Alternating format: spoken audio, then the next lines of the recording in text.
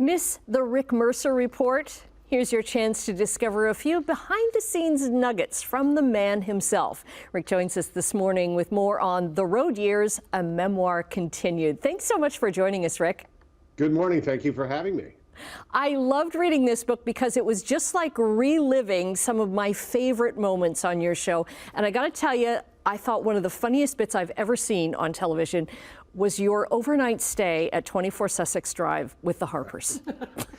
Yeah, that was a little unexpected for lots of reasons. Stephen Harper, of course, at the time was famously standoffish when it came to the media, let alone a show like mine. And we had a standing invite to him, and they always just said no.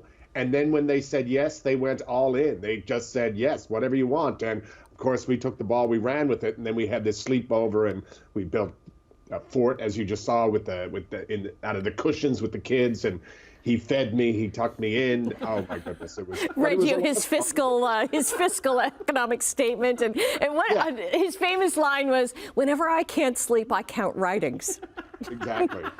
And the behind the scenes story is, of course, what I focus on, and there's a lot of that in this book, because a lot of the things that are memorable for me and for the crew are things that we could never put on television. Yes. For example, during the Stephen Harper shoot, I asked an innocuous question about his environmental policy that had just been released, and a young staffer who was like 7 feet away on the other side of the lights screamed, "No!" in the middle of an interview with the camera rolling and the Prime Minister about to answer a question.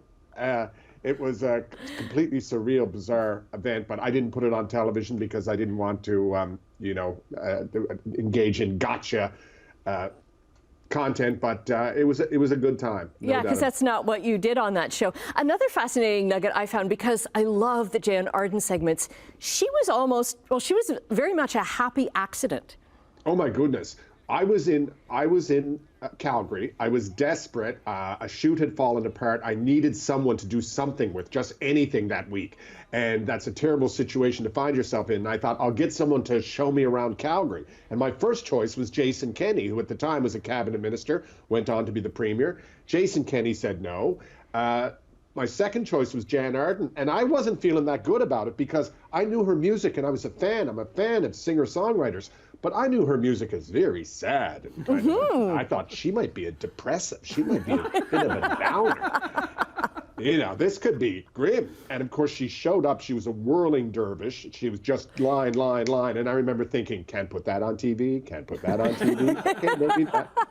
And we ended up going up to the Olympic Park. I wrapped her in latex and threw her down the luge chute, and she luged down the mountain, and she screamed, and her screams reverberated all over Olympic Park, and I realized I'd fallen in love, and the audience did too. They demanded that there be more Jan, and so she became a regular on a show that didn't have regular guests. Yeah. She was the only one ever.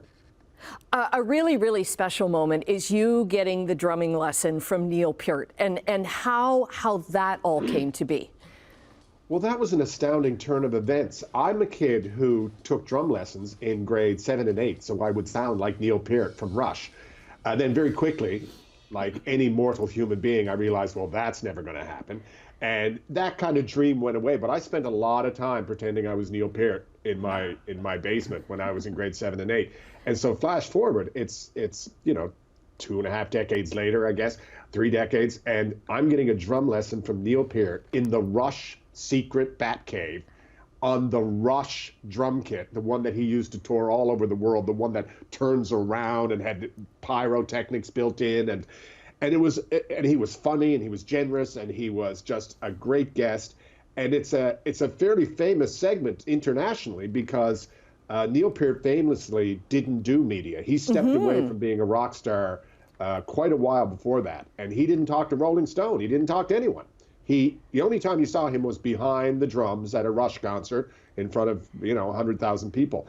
But he famously had he was a quiet person who famously had a tremendous loss in his life, and he just stepped away from being a rock star, and he agreed to do the show, which was astounding to me, and it was incredibly generous. And of course, he's no longer with us, and that I got to spend that time with him was incredible.